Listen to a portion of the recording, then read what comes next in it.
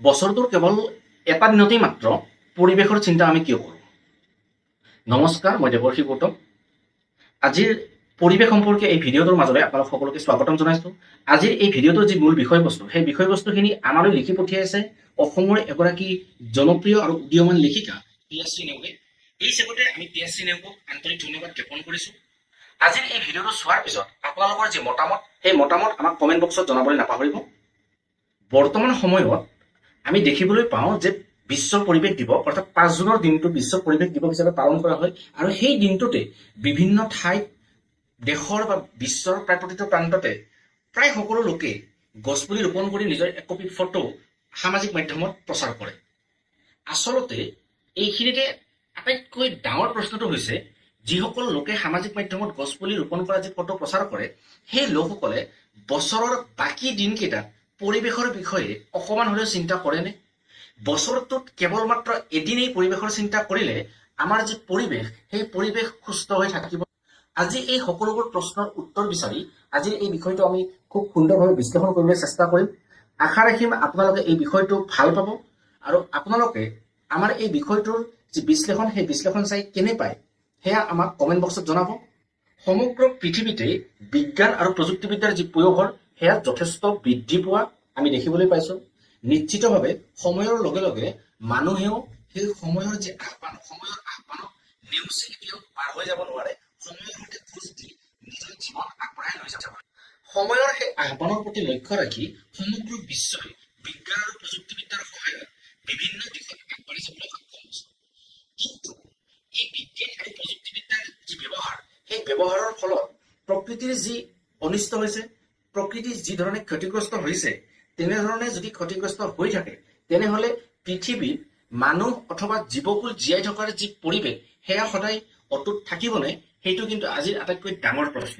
আচলতে পৰিৱেশ বুলি ক'লে আমি কেৱল গছ গছনি অথবা বনাঞ্চল ধ্বংস কৰাৰ যি বিষয়, সেই বিষয়টোকে প্ৰাধান্য দিওঁ। কিন্তু পৰিৱেশ বুলি ক'লে কেৱল গছ গছনি কটা বা বনাঞ্চল ধ্বংস কৰাৰ ওপৰতে বা সেই যিখিনি পৰিসৰ, সেইখিনি পৰিসৰৰ ভিতৰতে পৰিৱেশৰ যি সংজ্ঞা, সেই সংজ্ঞা কিন্তু সীমাবদ্ধ হৈ নাথাকে। পৰিৱেশৰ যি সংজ্ঞা সেয়া কিন্তু বিস্তৃত।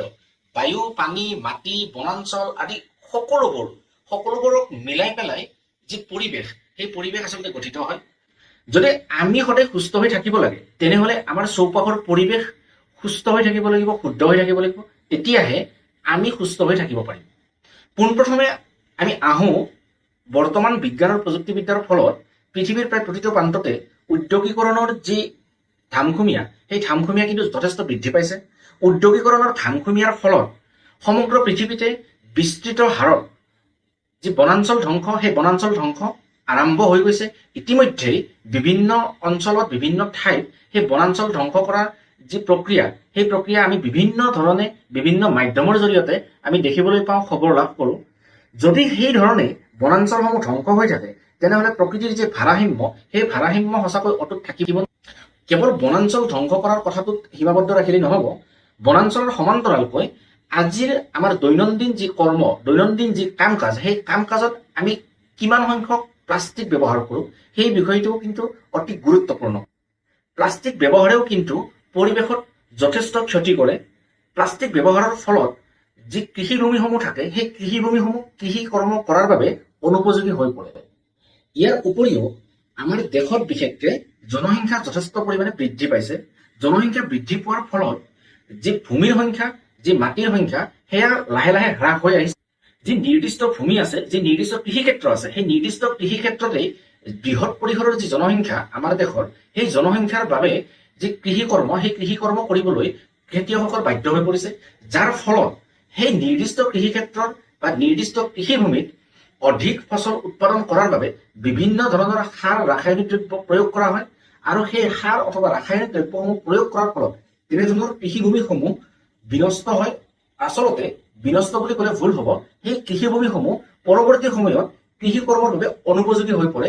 অৰ্থাৎ সেই যি কৃষিভূমি, সেই কৃষিভূমিত ৰাসায়নিক সাৰ বা অন্য ধৰণৰ কীটনাশক দ্ৰব্য প্ৰয়োগ কৰাৰ ফলত এবাৰ ফচল যথেষ্ট বৃদ্ধি পায় যদিও পৰৱৰ্তী সময়ত কিন্তু ফচলৰ সংখ্যা যথেষ্ট হ্ৰাস হোৱা দেখিবলৈ পোৱা যায়।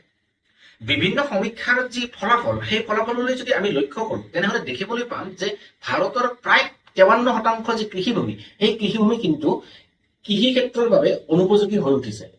উদ্যোগীকৰণৰ ফলত আমাৰ চৌপাশে থকা পৰিৱেশত যি ধৰণে বায়ু প্ৰদূষণ হয় সেয়াও কিন্তু এক চিন্তাৰ কাৰণ। যদিও আমাৰ ৰাজ্যখনত বায়ু প্ৰদূষণে এক বিৰূপ প্ৰভাৱ পেলোৱা নাই, তথাপিও কিন্তু লাহে লাহে ইয়াৰ মাত্ৰা বৃদ্ধি হৈ গৈ আছে। ইয়াৰ উদাহৰণ যদি আমি চাবলৈ যাওঁ তেনেহ'লে দেখিবলৈ পাম নতুন দিল্লীৰ নিচিনা এখন চহৰত যেতিয়া বায়ু প্ৰদূষণৰ মাত্ৰা বৃদ্ধি পায় তেনে সময়ত তাৰ যি স্থানীয় নাগৰিকসকল থাকে সেই নাগৰিকসকলে ঘৰৰ পৰা বাহিৰলৈ এবাৰৰ বাবে ওলাবলৈও তেওঁলোকে চিন্তা কৰিবলগীয়া হয়। বায়ু প্ৰদূষণৰ উপৰিও পানী প্ৰদূষণ এক জটিল সমস্যা। পানী হৈছে পৰিৱেশৰ সৈতে সংযুক্ত থকা অবিচ্ছেদ্য অংগ। পানী প্ৰাণীৰ প্ৰাণ বুলি কোৱা হয়। পানী অবিহনে জীৱকুল জীয়াই থকাটো একেবাৰে অসম্ভৱ। যিদৰে বায়ু অবিহনে প্ৰাণীসমূহ জীয়াই থাকিব নোৱাৰে, ঠিক একেদৰে কিন্তু পানী অবিহনেও জীৱকুল জীয়াই থাকিব নোৱাৰে। গতিকে প্ৰতিটো মুহূৰ্ততে আমি সচেতন আৰু সতৰ্ক হোৱা উচিত যাতে আমাৰ চৌপাশে থকা যি পানী সেই পানী কেতিয়াও প্ৰদূষিত হ'ব নোৱাৰে। নদ নদী, উপনৈ, সাগৰ প্ৰতিটো অঞ্চলত প্ৰতিটো স্থানতে থকা যি পানী সেই পানী যাতে প্ৰদূষিত হ'ব নোৱাৰে তাৰ ক্ষেত্ৰত আমি কিন্তু যথেষ্ট সতৰ্ক আৰু সজাগ হোৱাৰ সময় সমাগত। যদি আজিৰ এই পৰিৱেশ প্ৰদূষণ, পৰিৱেশ ধ্বংস এনেধৰণৰ যি কাৰ্য সেই কাৰ্যসমূহ আমি যদি নিৰন্তৰভাৱে চলাই যাওঁ তেনেহ'লে কিন্তু আমাৰ যি আগন্তুক প্ৰজন্ম সেই প্ৰজন্মই ইয়াৰ ফল নিশ্চিতভাৱে ভোগ কৰিব লাগিব। আমি যদি সময় থাকোঁতে সজাগ আৰু সচেতন নহওঁ তেনেহ'লে কিন্তু বছৰত কেৱল মাত্ৰ এটা দিনত পৰিৱেশ দিৱস পালন কৰি কোনো ধৰণৰ লাভ হ'ব বুলি অনুভৱ কৰিব পৰা নাযায়। 1972 চনৰ পৰাই বিশ্ব পৰিৱেশ দিৱস সমগ্ৰ বিশ্বতে পালন কৰি অহা হৈছে। তাৰ পিছতো কিন্তু সমগ্ৰ বিশ্বৰে যি পৰিৱেশ সেই পৰিৱেশ ক্ৰমান্বয়ে বিনষ্ট হৈ গৈ আছে। গতিকে এক কথাত ক'বলৈ গ'লে বিশ্ব পৰিৱেশ দিৱস পালনৰ যি মূল লক্ষ্য আৰু উদ্দেশ্য সেয়া কিন্তু সফল হোৱা বুলি আমি ক'ব নোৱাৰোঁ। বিশ্ব পৰিৱেশ দিৱস পালন কৰাৰ যি মূল লক্ষ্য আৰু উদ্দেশ্য সেয়া যদি সফল হ'ব লাগে তেনেহ'লে পৃথিৱীত বসবাস কৰা প্ৰতিগৰাকী লোকেই ব্যক্তিগতভাৱে সজাগ আৰু সচেতন হোৱাৰ প্ৰয়োজনীয়তা আছে। অন্যথা কেৱল কাগজ কলম আৰু অনুষ্ঠানৰ মাজতে বিশ্ব পৰিৱেশ দিৱসৰ যি তাৎপৰ্য সেয়া থাকি যাব। কাৰ্যত বিশ্ব পৰিৱেশ দিৱসৰ কোনো সুফল আমি লাভ কৰিবলৈ সক্ষম নহওঁ। বিশ্ব পৰিৱেশ দিৱস যাতে সফল হয়, বিশ্বৰ যি পৰিৱেশ সেই পৰিৱেশ যাতে সদায় সুস্থ হৈ থাকে তাৰ বাবে কিন্তু আমি সদায় সজাগ আৰু সচেতন হৈ নিজৰ যিখিনি কৰ্ম সেইখিনি কৰ্ম আমি কৰি যাব লাগিব। পৰিৱেশ ৰক্ষাৰ ক্ষেত্ৰত সকলোৰে সমান দায়িত্ব আছে। যদি আমি ভাবোঁ যে মোৰ কোনো ধৰণৰ দায়িত্ব নাই, কোনোবা সংগঠন, কোনোবা চৰকাৰ অথবা কোনোবা প্ৰকৃতিপ্ৰেমী লোকে প্ৰকৃতি ৰক্ষাৰ ক্ষেত্ৰত তেওঁলোকে কাম কৰি যাব, মোৰ কোনো ধৰণৰ দায়িত্ব নাই, তেনেহ'লে কিন্তু আমি লাহে লাহে এক বিষাক্ত পৰিৱেশৰ মাজলৈ সোমাই যোৱাৰ উপক্ৰম হ'ব। আৰু বিষাক্ত পৰিৱেশৰ মাজলৈ সোমাই গ'লে তাৰ পৰিণাম কি হ'ব সেয়া হয়তো আজি স্পষ্টকৈ ক'ব পৰা নাযাব। কিন্তু এটা কথা স্পষ্ট যে বিষাক্ত পৰিৱেশৰ মাজত কোনো জীৱকুল সুখ আৰু শান্তিৰে জীয়াই থাকিব নোৱাৰে। পৃথিৱীত যাতে আমি সুখ শান্তিৰে জীয়াই থাকিব পাৰোঁ তাৰ বাবে যদি আমি নিজৰ ঘৰখনৰ পৰাই পৰিৱেশ সুৰক্ষাৰ যি আন্দোলন সেই আন্দোলন আমি আগবঢ়াই লৈ যাওঁ তেনেহ'লে সেই আন্দোলন খুব সোনকালে সফল হোৱাৰ সম্ভাৱনা থাকিব। কোনো সংগঠন, কোনো চৰকাৰ, কোনো প্ৰকৃতিপ্ৰেমী লোকে ব্যক্তিগতভাৱে বা সমূহীয়াভাৱে কৰা আন্দোলনতকৈ নিজৰ ঘৰৰ পৰা প্ৰতিগৰাকী ব্যক্তিয়ে যদি প্ৰকৃতি ৰক্ষাৰ যি আন্দোলন সেই আন্দোলনৰ গুৰি ধৰে তেনেহ'লে তেনে আন্দোলন সফল হ'বলৈ বহুত বেছি সময় নালাগে। আহক আমি সংকল্প লওঁ, আজিৰ পৰা আমি প্ৰকৃতি বা পৰিৱেশ প্ৰদূষণ হ'ব পৰা কোনো কাম নকৰোঁ। যদি ওচৰে পাজৰে তেনেধৰণৰ কোনো কাম কোনোবাই কৰে তেনেহ'লে তেনে কাম কৰাত আমি বাধা প্ৰদান কৰিম যাতে প্ৰকৃতি সদায় সুৰক্ষিত হৈ থাকে, সদায় সুস্থ হৈ থাকে। আপোনালোক সকলোকে বিশ্ব পৰিৱেশ দিৱসৰ আন্তৰিক শুভকামনা জনাইছোঁ। আজিৰ ভিডিঅ'টো ইমানতে সমাপ্ত কৰিছোঁ। আকৌ এটা নতুন বিষয়ৰ সৈতে আপোনালোকক লগ পোৱাৰ প্ৰতিশ্ৰুতিৰে আজিলৈ ধন্যবাদ।